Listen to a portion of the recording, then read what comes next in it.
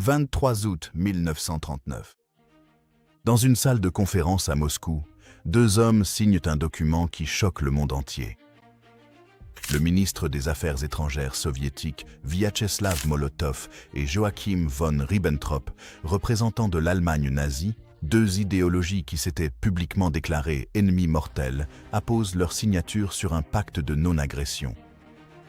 La salle explose de joie au champagne. Staline lui-même aurait porté un toast en l'honneur d'Adolf Hitler. La photographie sera reproduite dans les journaux de Londres à Tokyo en moins de 24 heures. Le monde l'appelle le pacte Molotov-Ribbentrop. Ce que le monde ignore, ce que révèlent les protocoles secrets enfouis dans l'accord, c'est que l'Allemagne et l'Union soviétique viennent de se partager l'Europe de l'Est comme un cartographe divise une carte vierge. La Pologne, la Finlande, les États baltes, tous attribués, tous convenus. Aucun coup de feu tiré, aucune bataille nécessaire, juste de l'encre. L'histoire retiendra que ce partenariat n'a duré que moins de 2 ans avant que l'Allemagne ne le déchire le 22 juin 1941 en lançant l'opération Barbarossa, la plus grande invasion terrestre de l'histoire humaine. Cette décision, ont longtemps soutenu les historiens, a coûté la guerre à l'Allemagne.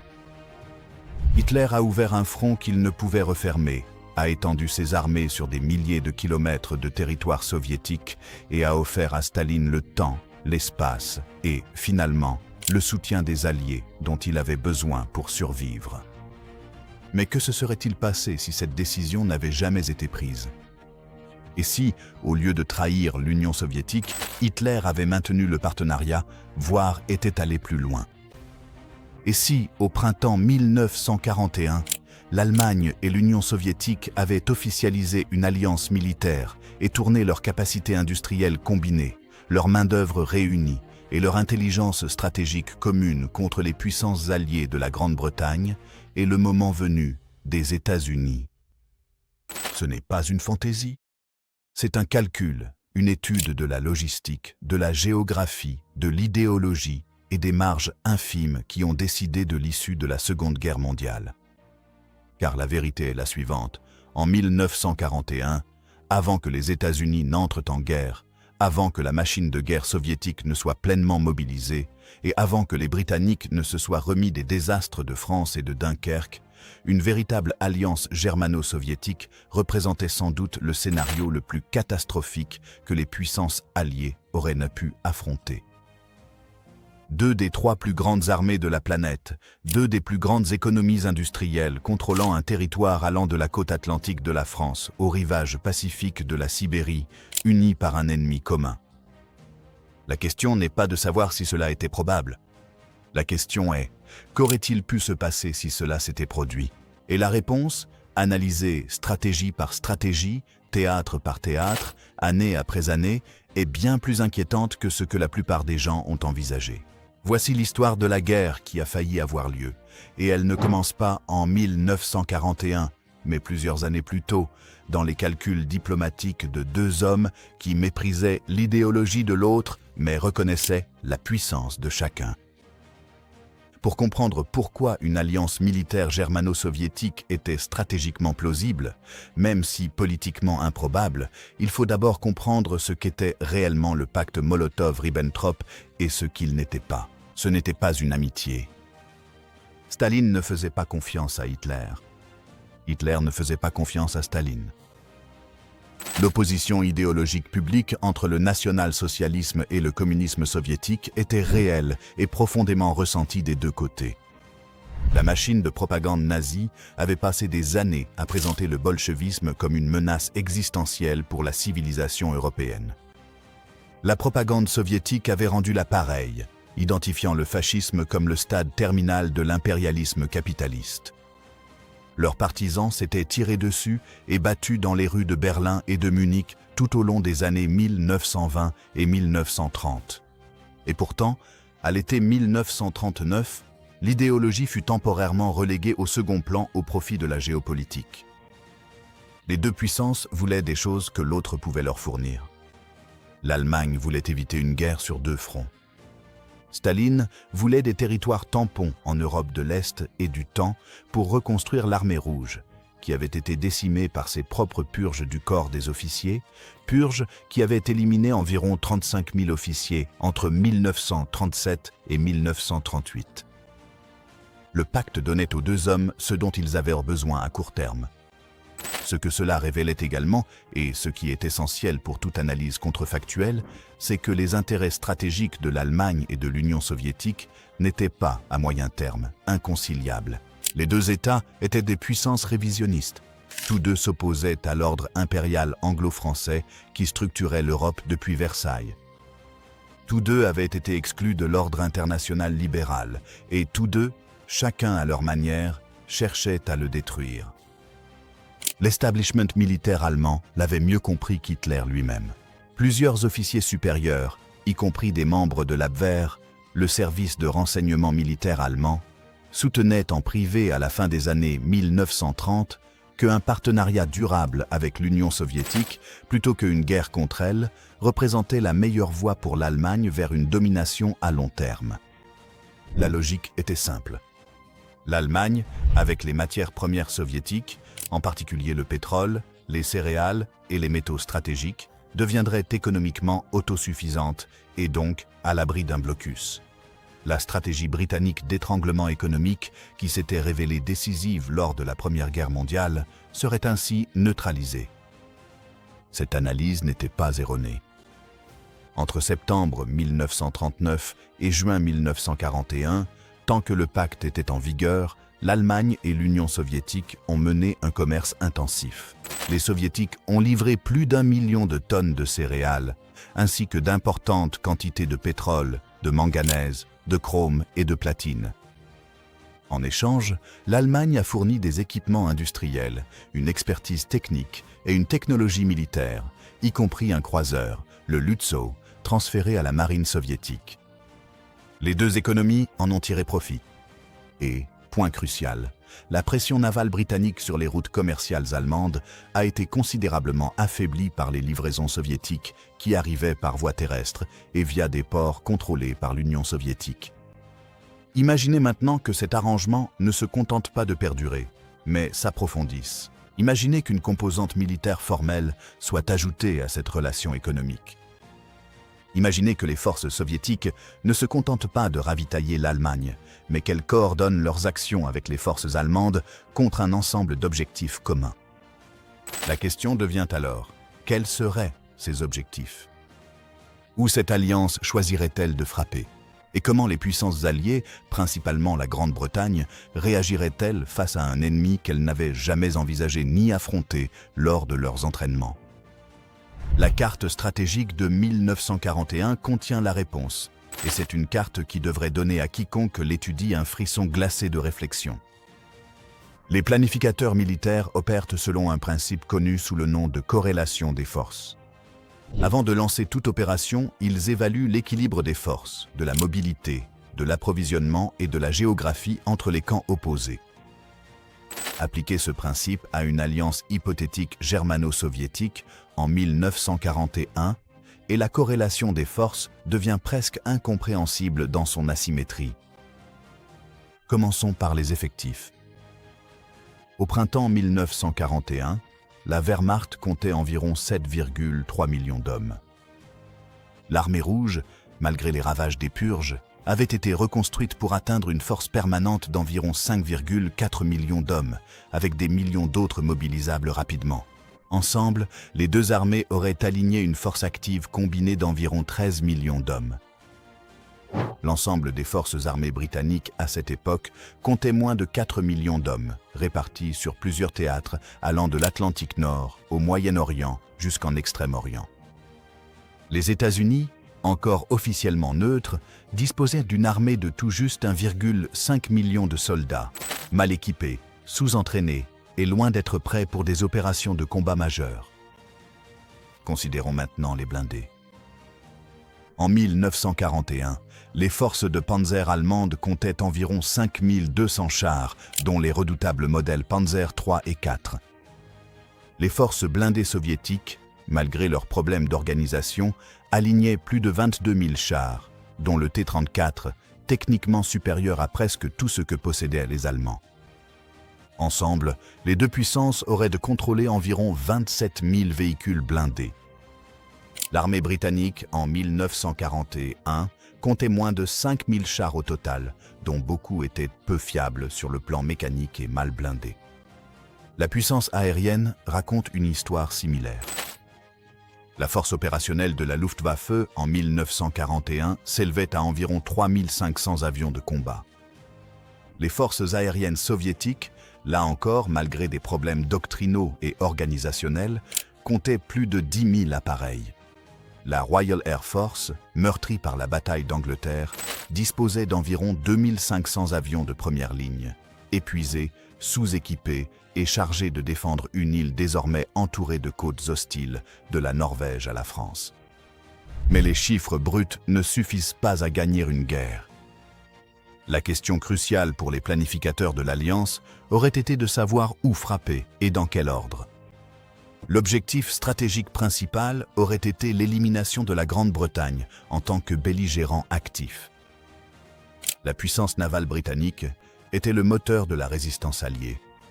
Sans elle, les lignes d'approvisionnement de l'Atlantique vers la Grande-Bretagne auraient été coupées. Le soutien matériel américain à la Grande-Bretagne n'aurait eu aucun moyen d'acheminement. Et le théâtre méditerranéen, vital pour l'accès britannique au pétrole du Moyen-Orient, se serait effondré. La marine allemande avait déjà élaboré des plans pour une stratégie méditerranéenne. L'amiral Erich Raeder avait soutenu à plusieurs reprises que Gibraltar, Malte et Suez, les trois piliers de la puissance britannique en Méditerranée, devaient être pris avant toute attaque contre l'Union soviétique. Hitler avait partiellement accepté, mais n'avait jamais engagé les forces nécessaires pour exécuter ce plan. Dans ce scénario contrefactuel, avec la coopération soviétique, le plan devient réalisable. Voici à quoi aurait ressemblé la séquence stratégique. Première phase. Le partenariat économique entre l'Axe et l'Union soviétique est officialisé en une alliance militaire à la fin de 1940 ou au début de 1941. L'Allemagne accepte de ne pas exiger de conformité idéologique dans les territoires contrôlés par les Soviétiques. Les Soviétiques acceptent de fournir des matières premières et, point crucial, de participer à une campagne coordonnée au Moyen-Orient et en Asie centrale. Deuxième phase, les forces allemandes et italiennes, renforcées par des unités de la Luftwaffe qui ne sont plus engagées sur le front de l'Est, avancent à travers l'Afrique du Nord en direction de l'Égypte. L'objectif est Suez. Troisième phase, les forces soviétiques traversent l'Iran et l'Irak, tous deux nominalement contrôlés par la Grande-Bretagne, menaçant Bassora et les champs pétrolifères du Golfe Persique. Quatrième phase, la pression navale et aérienne combinée sur la Grande-Bretagne s'intensifie, forçant potentiellement un règlement négocié ou un effondrement. La logique stratégique est cohérente. La base de ressources est suffisante. La corrélation des forces militaires favorise l'alliance à chaque point de contact anticipé. Qu'est-ce qui empêcherait l'exécution? La réponse ne se trouve pas dans les mathématiques militaires, mais dans la politique et dans la méfiance fondamentale entre les deux régimes, qu'aucun traité formel ne pourrait totalement dissiper. Comprendre cette ligne de faille est essentiel pour comprendre comment et pourquoi l'Alliance aurait été à la fois puissante et fragile. Dans l'histoire réelle de la Seconde Guerre mondiale, la campagne d'Afrique du Nord fut un théâtre secondaire important qui a mobilisé d'énormes ressources britanniques et a finalement ouvert la voie à l'invasion alliée de l'Italie en 1943. Mais un théâtre secondaire tout de même, décidé par les problèmes d'approvisionnement de Rommel et à terme par le poids du matériel américain. Dans le contrefactuel, l'Afrique du Nord devient le théâtre décisif.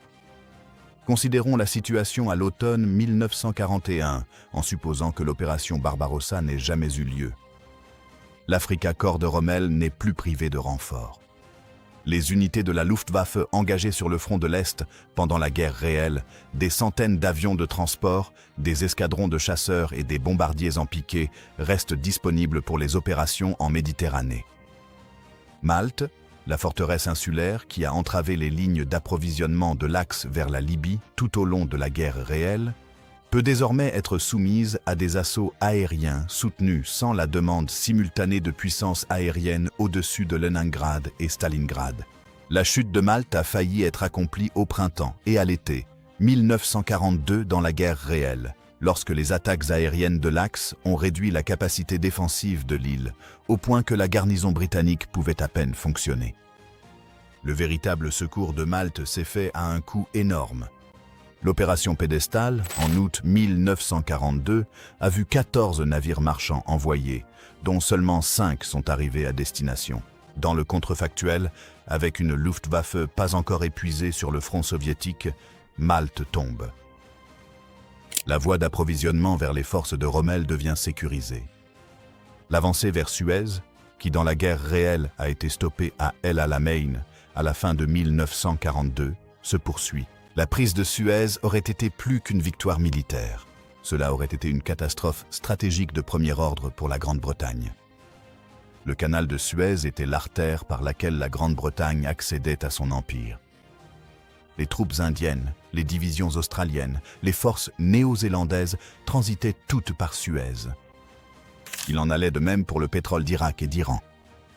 La capacité de la Royal Navy à opérer en Méditerranée orientale dépendait du maintien de l'ouverture du canal. Sans lui, la position stratégique globale de la Grande-Bretagne s'effondre en une série de garnisons isolées, chacune menant une guerre défensive sans soutien mutuel. Ajoutons maintenant la composante soviétique.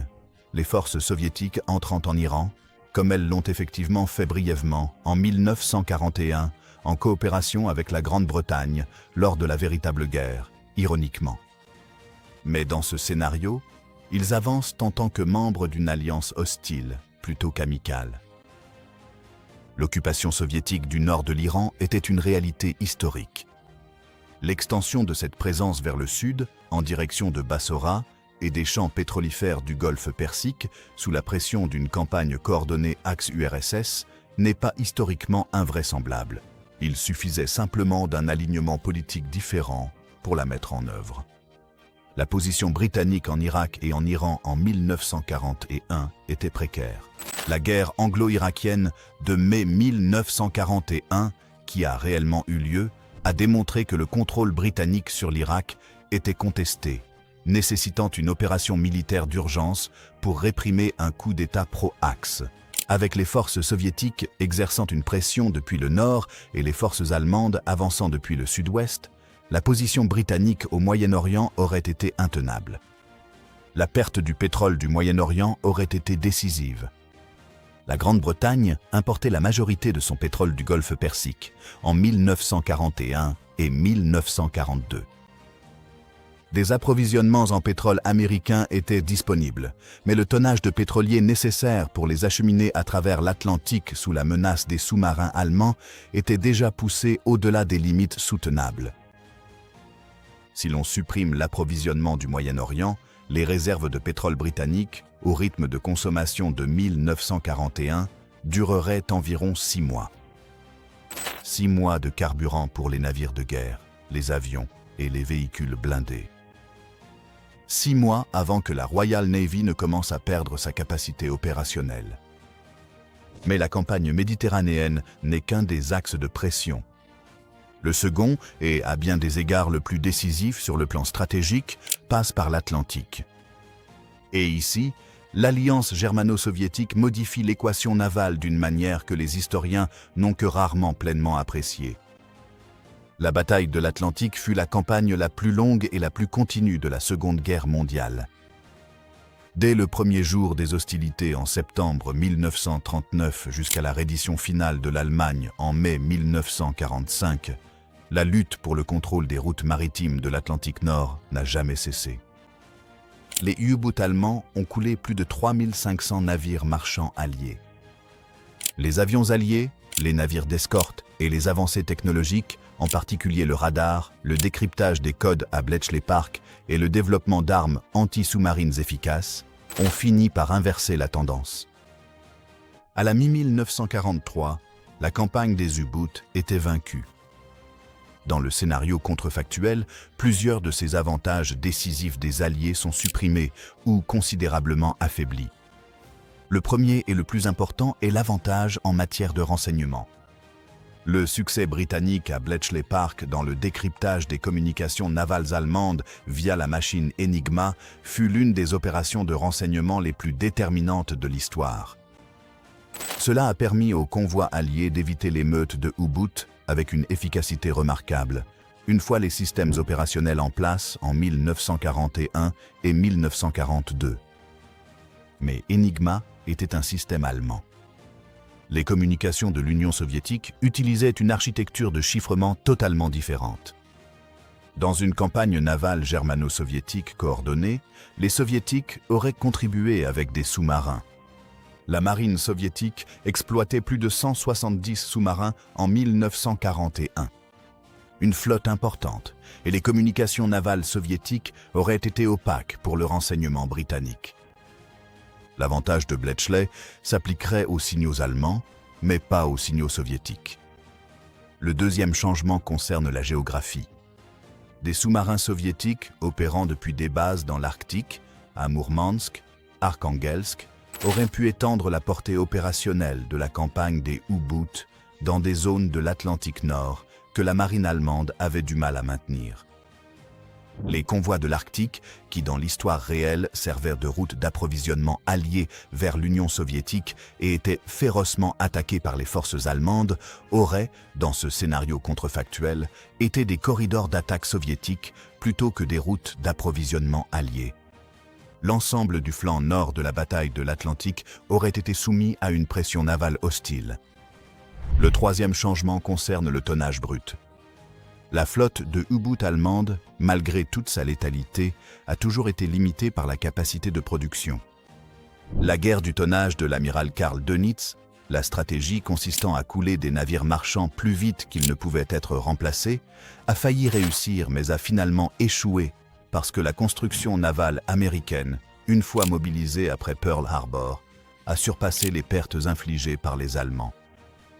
Dans le scénario contrefactuel, les sous-marins soviétiques s'ajoutent au taux total de naufrages de navires alliés, réduisant encore davantage la marge.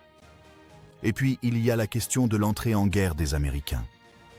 Dans l'histoire réelle, les États-Unis sont entrés en guerre à la suite de l'attaque japonaise sur Pearl Harbor le 7 décembre 1941, puis de la déclaration de guerre de l'Allemagne contre les États-Unis, une décision prise par Hitler qui demeure l'un des choix les plus énigmatiques de la guerre sur le plan analytique. Sans y être contraint par la stratégie, il a offert à Roosevelt la justification d'un engagement total dans une guerre sur 2 océans que l'Amérique avait jusque-là évité. Dans le contrefactuel, la position du Japon devient une variable centrale. Le pacte de neutralité soviéto-japonais, signé en avril 1941, que Staline a signé en partie pour sécuriser son flanc oriental face à la menace allemande qu'il anticipait, reste en vigueur dans ce scénario.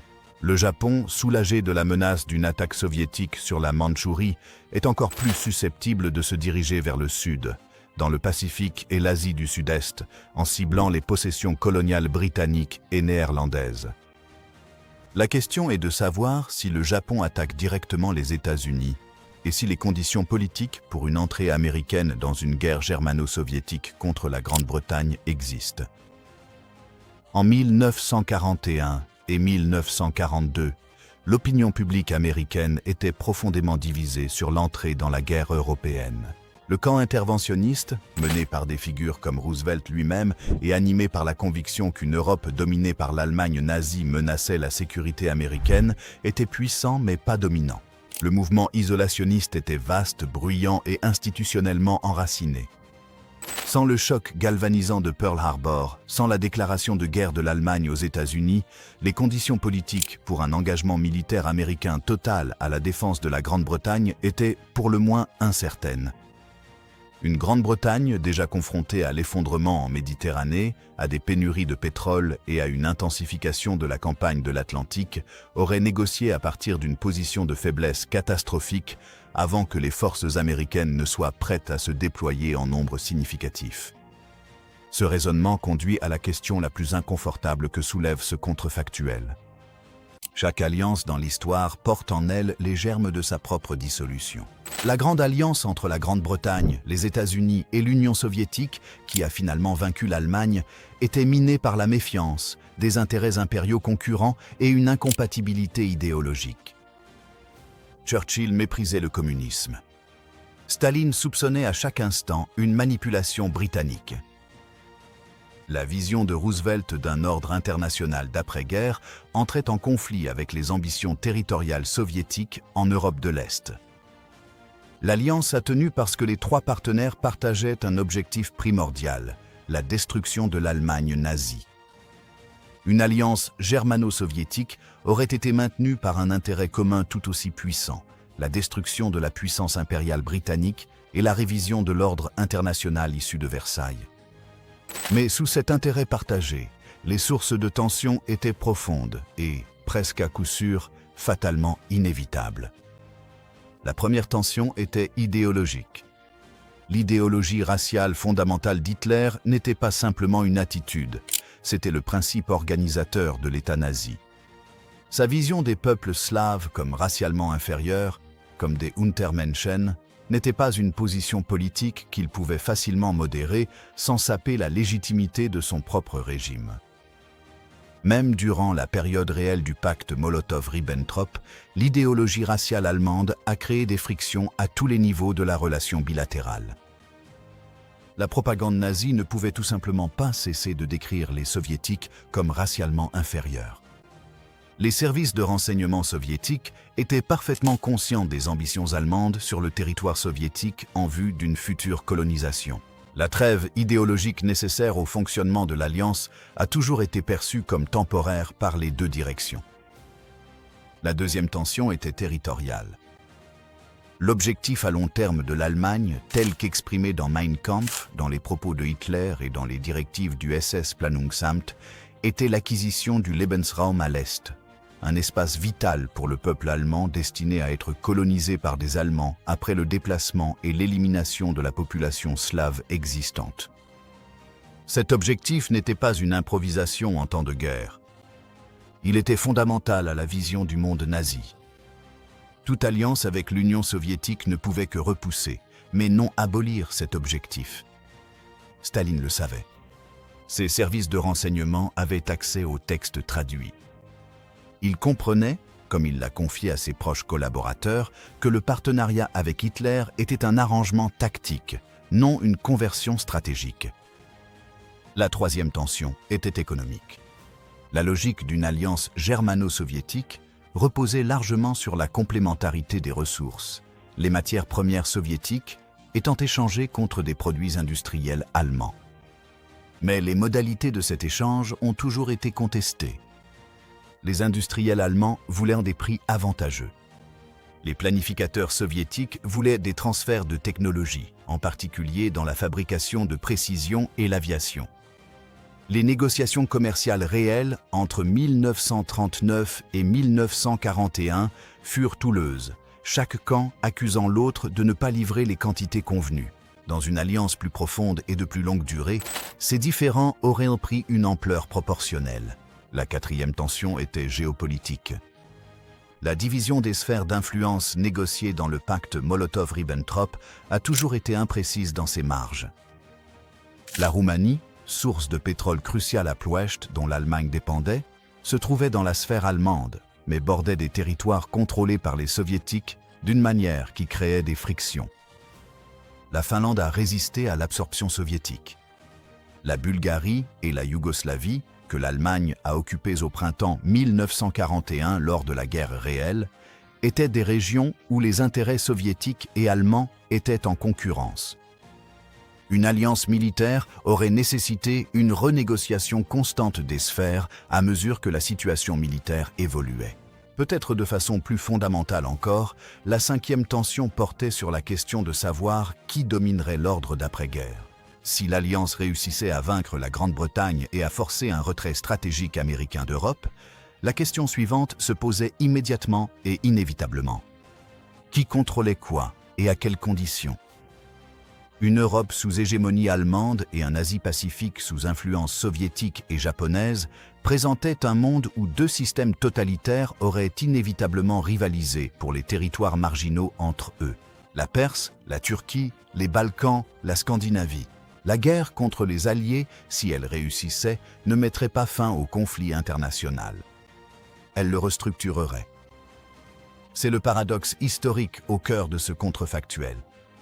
Le succès même de l'Alliance aurait accéléré son effondrement. La victoire contre la Grande-Bretagne aurait supprimé la pression extérieure qui maintenait le partenariat et aurait révélé toutes les contradictions internes qui le rendaient fondamentalement instable. La question n'est pas de savoir si l'alliance germano-soviétique aurait fini par se briser. La question est de savoir si elle se serait brisée avant ou après que la Grande-Bretagne ait été contrainte de faire la paix. Le gouvernement britannique en 1940 et 1941, sous Winston Churchill, fonctionnait sur l'hypothèse stratégique explicite que la survie nécessitait deux choses: tenir suffisamment longtemps pour que les États-Unis entrent en guerre et maintenir l'Union soviétique comme contrepoids à la puissance allemande à l'Est. Les deux hypothèses se sont révélées exactes dans la guerre réelle. Toutes deux auraient été invalidées par le contrefactuel. Churchill avait été prêt à négocier avec l'Allemagne à l'été 1940, ou du moins la possibilité avait été discutée au plus haut niveau du cabinet de guerre britannique. Les débats Halifax-Churchill de mai 1940, aujourd'hui partiellement déclassifiés, révèlent que le ministre des Affaires étrangères, Lord Halifax, avait sérieusement proposé d'envoyer des ouvertures de paix par l'intermédiaire de Mussolini. Churchill mit fin à la discussion, arguant que toute paix négociée livrerait la Grande-Bretagne à la dépendance allemande et, en fin de compte, au contrôle allemand. Il l'emporta. La Grande-Bretagne poursuivit le combat, mais la volonté de Churchill de continuer reposait sur le calcul que les États-Unis finiraient par entrer en guerre, que l'Allemagne finirait par se surestimer et qu'une combinaison de ces facteurs permettrait à la Grande-Bretagne de reprendre l'initiative stratégique. Si l'on retire ces hypothèses, comme le fait le contrefactuel, le calcul change. Au début de 1942, dans le scénario contrefactuel, la situation aurait été la suivante. Les réserves de pétrole britanniques gravement épuisées, le canal de Suez perdu ou sous menace directe, la route d'approvisionnement de l'Atlantique sous une pression sans précédent des forces navales allemandes et soviétiques. Le déploiement militaire américain n'avait pas encore commencé en nombre significatif. La Royal Air Force et la Royal Navy restaient redoutables, mais menaient une guerre défensive sur plusieurs fronts contre un ennemi disposant d'effectifs pratiquement illimités et d'une base économique sécurisée. Dans ces conditions, la question de la résistance politique britannique devient réellement incertaine. Churchill lui-même n'était pas immortel en tant que figure politique. Son autorité reposait sur la conviction que la guerre pouvait être gagnée et que la souffrance avait un sens. Une Grande-Bretagne confrontée à une détérioration stratégique irréversible, non pas à la crise existentielle mais surmontable du Blitz, mais à une perte lente et implacable d'atouts stratégiques et de capacités économiques, aurait généré d'énormes pressions politiques en faveur d'un règlement négocié. Le public britannique, qui a enduré des années de privation pendant la guerre réelle en pensant que la victoire viendrait, n'aurait peut-être pas maintenu cette même endurance dans des conditions où la victoire devenait de plus en plus difficile à envisager. Les gouvernements du Canada, de l'Australie et de l'Afrique du Sud, des dominions nominalement indépendants dont la participation à la guerre fut significative, n'étaient pas tenus de combattre indéfiniment si la Grande-Bretagne elle-même cherchait à négocier. Le Premier ministre canadien Mackenzie King avait toujours été prudent quant à l'engagement du Canada dans les conflits européens. Le Premier ministre australien John Curtin avait déjà, à la fin de 1941 pendant la guerre réelle, commencé à réorienter la stratégie australienne vers les États-Unis et le Pacifique, plutôt que vers les opérations menées par les Britanniques en Europe et au Moyen-Orient. Une paix négociée par la Grande-Bretagne, non pas une reddition dictée par l'Allemagne, mais un accord préservant la souveraineté britannique et l'Empire en échange d'un retrait du continent européen et de la reconnaissance de l'hégémonie allemande sur celui-ci, entrait dans le champ du possible politiquement dans des circonstances suffisamment extrêmes. Ce n'aurait pas été l'issue souhaitée par Churchill. Ce serait cependant l'issue qu'une Grande-Bretagne privée de l'engagement américain et sans le front de l'Est pour détourner la puissance allemande n'aurait pas pu indéfiniment repousser. Et puis, il y a la question américaine, car même si la Grande-Bretagne faisait la paix, les États-Unis auraient fini par devoir affronter la réalité stratégique d'un monde dominé par un axe germano-soviétique. La question n'était pas de savoir si l'Amérique finirait par réagir. La question était de savoir à partir de quelle position. Franklin Roosevelt comprenait plus clairement et plus tôt que la plupart de ses contemporains ce qu'une victoire allemande en Europe signifierait pour les États-Unis. Sa proposition de pré-bail au début de 1941, qui fournissait à la Grande-Bretagne des armes et des approvisionnements sans exiger de paiement immédiat, était un acte de calcul stratégique déguisé en générosité. Roosevelt savait qu'une Grande-Bretagne qui survivait constituait la première ligne de défense avancée de l'Amérique. Une Grande-Bretagne qui tombait, c'était une Grande-Bretagne dont la marine, les ports coloniaux et les territoires stratégiques devenaient des atouts disponibles pour un empire européen dirigé par l'Allemagne. Les implications pour l'hémisphère occidental n'étaient pas hypothétiques. Une Allemagne disposant d'un contrôle sécurisé de l'Atlantique Est, avec des bases navales en France, en Norvège et potentiellement dans des territoires britanniques capturés en Afrique de l'Ouest, aurait été capable de projeter sa puissance dans l'Atlantique Sud d'une manière qui menaçait les routes commerciales américaines vers l'Amérique du Sud et l'accès à des matières premières essentielles au Brésil, au Chili et en Argentine. La doctrine Monroe aurait alors fait face à son premier défi sérieux depuis sa formulation. En fait, les planificateurs militaires américains du début des années 1940 avaient déjà simulé des scénarios remarquablement similaires à celui-ci. Le War Plan Orange portait sur le Pacifique, mais Rainbow Five, le plan stratégique américain le plus complet de l'époque, envisageait un scénario de domination de l'axe européen combiné à l'agression japonaise dans le Pacifique. Il exigeait que les États-Unis mènent une guerre sur 2 océans contre des ennemis ayant déjà consolidé leur position. La conclusion de Rainbow Five était sans équivoque. Les États-Unis devaient immédiatement commencer un vaste renforcement militaire et avaient besoin de la survie de la Grande-Bretagne comme condition préalable à toute stratégie efficace. Sans la survie de la Grande-Bretagne, le calcul stratégique américain change complètement. Le réarmement américain avait véritablement commencé dès 1940, accéléré par le leadership de Roosevelt et le choc de la chute de la France. En 1943, la production industrielle américaine devenait le facteur décisif dans la guerre réelle. Mais la production militaire seule ne constitue pas une stratégie. Une armée mobilisée a besoin de bases avancées, de lignes d'approvisionnement sécurisées, d'une infrastructure opérationnelle et de forces entraînées pour projeter sa puissance. Dans le scénario contrefactuel, en 1943, la Grande-Bretagne a conclu la paix. Il n'y a pas de bases alliées au Royaume-Uni. Il n'y a pas de pont aérien à partir duquel lancer des campagnes de bombardement stratégiques sur l'Allemagne. Il n'y a pas de base de départ pour une éventuelle campagne terrestre en Europe. Une Amérique qui combat depuis ses propres côtes ou depuis le Canada et les territoires des Caraïbes contre un empire allemand qui contrôle le littoral européen du Cap Nord en Norvège jusqu'au détroit de Gibraltar ne combat pas en position de force.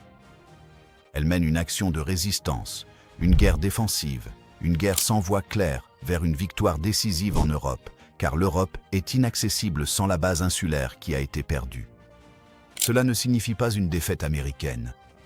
Les États-Unis, protégés par 2 océans, disposant d'une capacité industrielle énorme et ne faisant face à aucune menace crédible d'invasion terrestre, pourraient maintenir une posture défensive indéfiniment. Mais ne pas être vaincu n'est pas la même chose qu'être victorieux.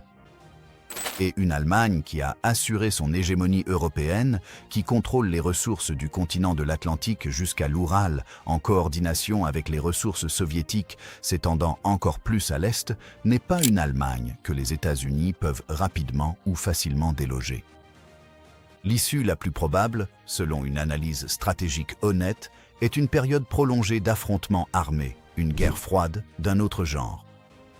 2 grands blocs de puissance, l'axe germano-soviétique contrôlant l'Eurasie et les États-Unis, contrôlant l'hémisphère occidental et potentiellement le Pacifique en alliance avec la Chine et d'autres puissances, se faisant face de part et d'autre de l'Atlantique, aucun n'étant capable de détruire l'autre, tous deux dépensant des ressources et de l'énergie pour maintenir la frontière qui les sépare. À moins que les contradictions internes de l'alliance germano-soviétique, que nous avons déjà examinées, ne se résolvent finalement sous la forme que Staline et Hitler ont toujours anticipée en privé. Une guerre entre eux. L'histoire n'offre pas de précédent pour une alliance à long terme et idéologiquement cohérente entre le national-socialisme et le communisme soviétique. Ce qu'elle offre, c'est un schéma. Les puissances révolutionnaires qui coopèrent contre un ennemi commun, une fois cet ennemi neutralisé, recommencent à s'affronter entre elles. Cela a été vrai pour les bolcheviks et les différentes factions socialistes avec lesquelles ils ont coopéré pendant la Révolution russe. Cela a également été vrai pour les puissances alliées elles-mêmes, dont le partenariat en temps de guerre s'est dissous presque immédiatement en guerre froide, une fois l'Allemagne et le Japon vaincus. L'alliance germano-soviétique, si elle avait réussi à neutraliser la puissance britannique, aurait été confrontée exactement à cette dynamique. Le moment de la rupture est la variable critique. En se basant sur le schéma de la planification allemande réelle et sur les engagements idéologiques connus de Hitler, il est difficile de soutenir que l'alliance serait tenue au-delà du milieu des années 40. Les mêmes généraux qui ont planifié Barbarossa pendant la guerre réelle et qui y travaillaient depuis 1940 auraient continué à plaider pour un affrontement inévitable avec l'Union soviétique. Les mêmes éléments au sein de la SS et du parti nazi, qui définissait le projet national allemand en termes de colonisation de l'Est, n'aurait pas abandonné cet objectif simplement parce qu'il était temporairement incommode. Staline, de son côté, aurait profité de la période d'alliance pour reconstruire et moderniser l'armée rouge, un processus qu'il poursuivait effectivement tout au long de 1940 et 1942, financé en partie par le pré-bail, mais principalement par la production intérieure soviétique. Dans ce scénario contrefactuel, sans les pertes catastrophiques de Barbarossa, l'armée rouge serait entrée dans le milieu des années 40 dans un état nettement meilleur. Corps des officiers intacts, équipement modernisé, doctrine réformée. Elle n'aurait pas été l'institution brisée et désespérée qui s'est repliée dans la confusion à l'été 1941. Lorsque la rupture inévitable serait survenue et les preuves historiques et stratégiques suggèrent qu'elle aurait bien eu lieu, elle aurait opposé deux armées dans des conditions bien plus équilibrées qu'en réalité en 1941. L'armée allemande, non épuisée par 4 années de combat sur le front de l'Est, aurait été plus forte que la Wehrmacht qui s'est épuisée à Moscou et à Stalingrad. L'armée soviétique, invaincue lors de sa campagne initiale et continuellement modernisée, aurait été plus puissante que l'armée rouge qui a survécu à Barbarossa au prix d'un coût humain colossal. La guerre germano-soviétique qui en aurait résulté, celle que Hitler avait toujours prévue, mais qu'il a choisi de mener dans des conditions historiquement désavantageuses, aurait été le plus grand conflit militaire de l'histoire humaine, et ce, avec une marge encore plus grande que celle du véritable front de l'Est. Deux superpuissances industrielles pleinement mobilisées, chacune ayant sécurisé sa sphère de contrôle, chacune disposant de plusieurs années de préparation, s'affrontant pour la domination du continent eurasiatique. L'issue de ce conflit serait véritablement incertaine. Dans la guerre réelle, l'Union soviétique a triomphé de l'Allemagne principalement grâce à 3 facteurs. L'aide américaine du programme pré-bail, qui a fourni des millions de véhicules, des millions de tonnes de nourriture et des équipements industriels essentiels. La campagne de bombardement stratégique qui força l'Allemagne à détourner des ressources vers la défense aérienne. Et la profondeur géographique du territoire soviétique, qui permit d'échanger des défaites tactiques contre la survie stratégique. Dans cette guerre germano-soviétique contrefactuelle, le programme pré-bail américain aurait probablement été accordé au camp offrant le plus grand avantage stratégique. Et avec la Grande-Bretagne neutralisée, les États-Unis auraient eu de puissantes incitations à soutenir la puissance semblant la plus faible, afin de prolonger le conflit et de s'assurer qu'aucune des deux n'atteigne une domination décisive. Une guerre eurasiatique d'une telle ampleur, menée par des puissances qui avaient toutes deux démontré leur volonté d'infliger des souffrances extraordinaires aux populations civiles, aurait engendré des pertes humaines qui éclipseraient même celles de la Seconde Guerre mondiale réelle. Les 27 millions de morts soviétiques de la guerre réelle, les pertes militaires et civiles allemandes estimées entre 7 et 9 millions. Multiplier ces chiffres par l'ampleur accrue des forces engagées, la durée prolongée des opérations et l'absence d'intervention extérieure pour imposer une résolution décisive. C'est à ce stade du contrefactuel que le poids moral de ce qui est analysé devient pleinement apparent, car le monde qui émerge de ce scénario, même si la puissance américaine finit par imposer une forme de résolution, est un monde marqué par une destruction humaine bien plus vaste que celui qui a réellement existé. Et ce constat mène directement à la conclusion la plus troublante de toute l'analyse. Le 16 juillet 1945, dans le désert du Nouveau-Mexique, les États-Unis ont fait exploser la première arme nucléaire de l'histoire. Le projet Manhattan, lancé en 1942 et ayant finalement employé plus de 130 000 personnes pour un coût d'environ 2 milliards de dollars, avait été motivé par la crainte précise que l'Allemagne ne développe l'arme en premier. Cette crainte n'était pas irrationnelle.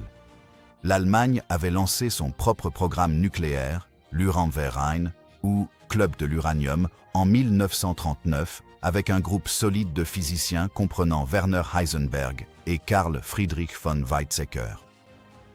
La recherche nucléaire allemande n'a finalement pas abouti à la fabrication d'une arme pour plusieurs raisons interconnectées.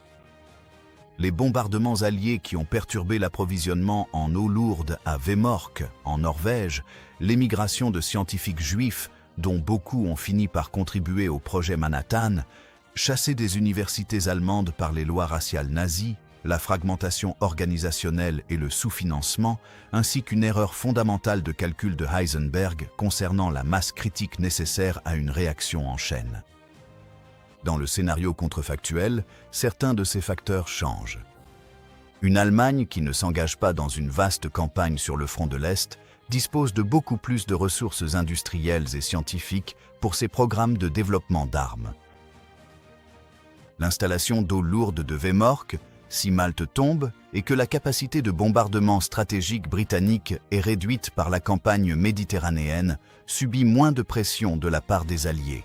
La concurrence organisationnelle entre les différentes agences scientifiques et militaires allemandes qui a entravé la recherche nucléaire allemande pourrait être résolue différemment sous une direction consciente des enjeux.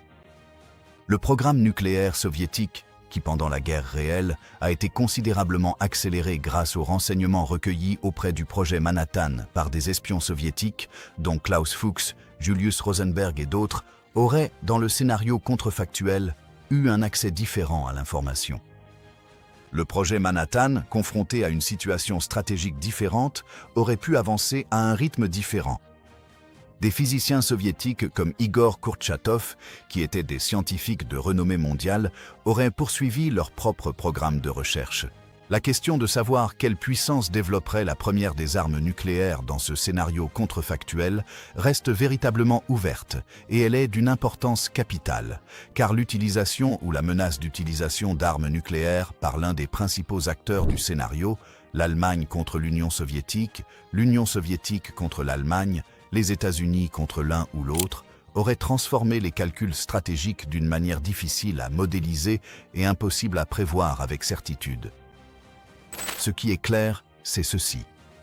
Le monde contrefactuel de 1945 ou 1946 est un monde dans lequel les armes nucléaires sont développées par au moins 2 puissances, voire 3, dans un environnement stratégique marqué par un conflit actif ou une tension armée entre grandes puissances. Cet environnement, le développement nucléaire dans des conditions de guerre entre grandes puissances, représente un scénario de prolifération qualitativement différent et bien plus dangereux que celui qui s'est réellement produit, où les États-Unis ont brièvement bénéficié d'un monopole nucléaire pendant une période d'après-guerre, aussi imparfaite fût-elle. La leçon historique ici n'est pas rassurante.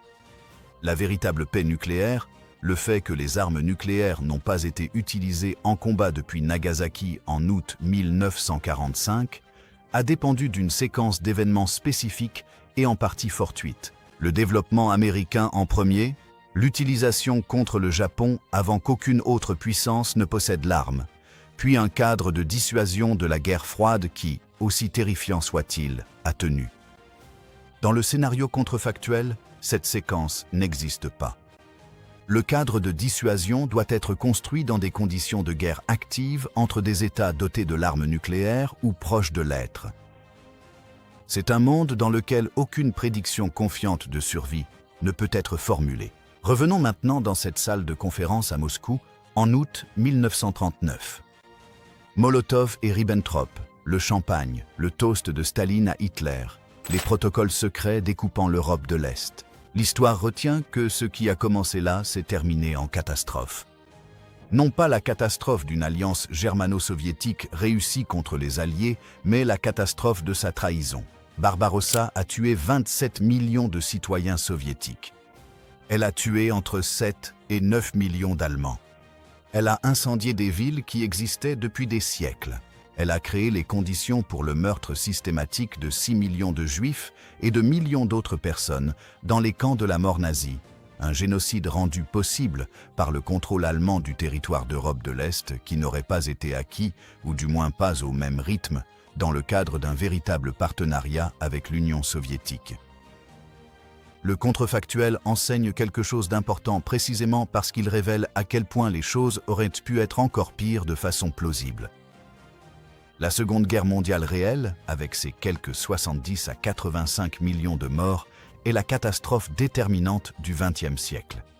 Le scénario contrefactuel, analysé honnêtement, suggère la possibilité d'un conflit qui aurait pu dépasser ces chiffres, non pas par un seul acte de brutalité, mais par le poids écrasant d'une série de conflits plus longs, plus vastes et plus équilibrés, s'étendant tout au long des années 1940 et potentiellement jusque dans les années 1950. Cela révèle également à quel point la victoire des Alliés n'était pas inévitable. Elle a nécessité la décision spécifique d'Adolf Hitler de trahir un partenariat qui, selon les critères militaires et économiques, fonctionnait en faveur de l'Allemagne.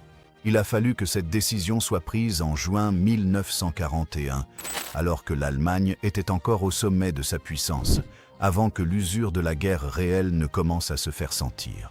Et il a fallu la résilience ultérieure de l'Union soviétique, une résilience acquise au prix d'un coût humain vertigineux, pour transformer cette décision en erreur fatale pour l'Allemagne.